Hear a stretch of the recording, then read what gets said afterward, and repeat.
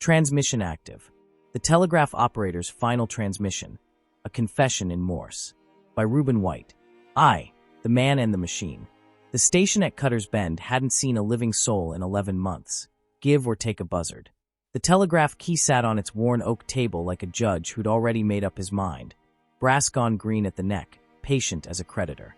Elias Cutter came back to it on a Tuesday, which is the saddest day of the week for men who have no particular week left to lose. He set down a half-empty bottle of Taos Lightning and sat. Outside, the Llano Estacado pressed its face against the warped window. The wind didn't howl out there. It had learned long ago that silence lands harder than noise.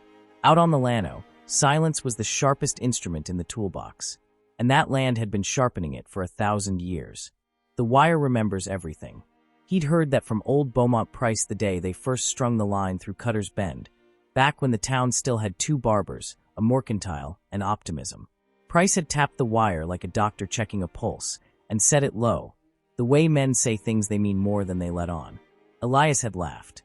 He was 26 and full of confidence, which is the most dangerous combination west of the Mississippi and east of a bad decision. Now Elias was 51 and full of rye whiskey, which only slightly improved the equation. He had ridden hard and put himself up wet for 25 years running. 3 states, 2 territories, 1 annulled marriage to a woman in Laredo who had seen through him with the casual accuracy of someone who has spotted hollow men before and simply didn't have the time. He was by any honest measure a man who had spent the prime years of a fine constitution avoiding the zip code of the truth. 2. The confession. He laid his finger on the key. The brass was cold. He tapped, and said aloud what he tapped. I. 1 letter. Took him a full minute. He'd always been a man who needed a running start before the truth. He tapped his full name into the dark the way a preacher reads a name from the church roll, knowing the person long since moved on. Not because it changes anything, but because the reading itself is a kind of respect, or a kind of grief. On most Tuesdays, those are the same animal wearing different boots. Static. From somewhere deep on the deadline a dot. Then a dash. Then the particular silence a train leaves behind when it never arrives. He cleared his throat, took a pull of rye, and reconsidered. I am Elias Cutter, he repeated to the empty room. The empty room did not argue. It rarely did. That was the thing he had always preferred about empty rooms. They had the good manners not to complicate the story before he'd had a chance to finish lying to himself about it. He tapped. On the 17th of March, 1887, at 22 minutes past noon, I sent the wrong signal. He said it aloud as he tapped it. He had practiced this part, not to make it smoother, but to keep himself from stopping. A man who rehearses his confession is not preparing for forgiveness. He is training himself not to run. 3. The ghost on the line. He'd meant to send a clear signal. Track open. Proceed. A dot dash dot. 1 letter of clearance between the westbound freight and whatever was rolling east out of Amarillo.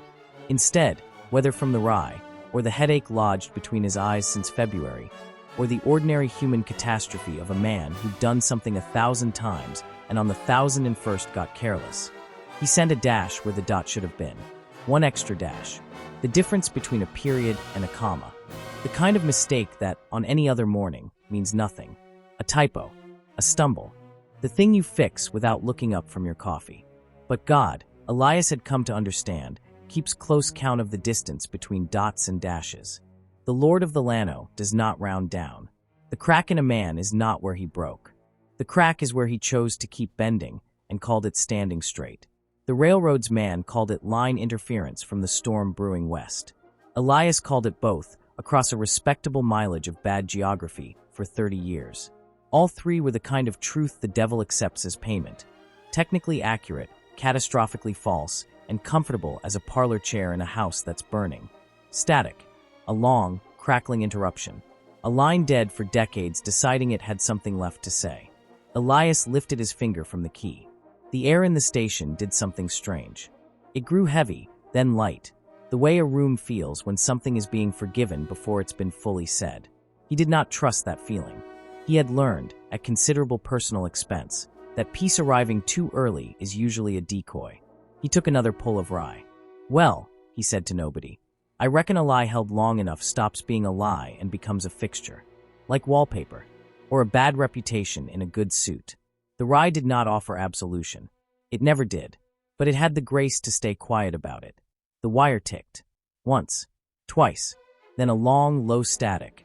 Not a sound exactly, more like the shape a sound leaves on the inside of a man's chest. The ghost signal of an eastbound locomotive.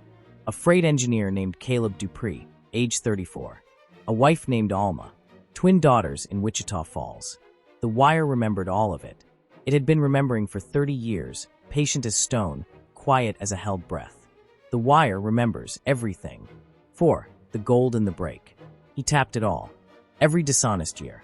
Every town blown through like a tumbleweed running from its own rolling. Every drink taken in the name of forgetting what the rye never actually took. The near marriage in Laredo.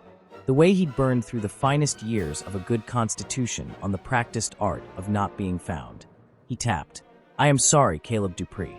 He said it aloud.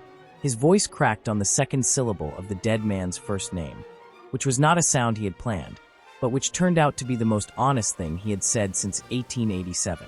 The ghost signal came back, not as static, as a single, clean transmission. The wire remembers everything. Elias laid his palm flat on the wood beside the key, not on the key itself, but on the place where 100 years of hands had worn a shallow hollow. He felt it in the bone, below the argument, past the place where the rye lived and the regret kept its provisions. Something small and true, like a coal still warm under ash. 3 dots, 3 dashes, 3 dots. SOS save our souls. Whether Caleb DuPree was sending it, or whether Elias Cutter was receiving what he himself had been transmitting for 30 years without knowing, the wire did not clarify. The wire remembered everything. It explained nothing. It was in that way very much like God. He was not redeemed. Let us not dress this up. A man does not tap 30 years of cowardice into a dead wire on a Tuesday afternoon and walk out cleansed. There is no liturgy that quick, no ablution that cheap. Gold don't fill cracks.